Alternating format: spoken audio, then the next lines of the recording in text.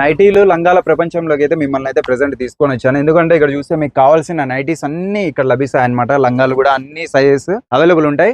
1 year to పెద్దవాళ్ళ వరకు అన్ని లభిస్తాయండి నైటీలు అయితే.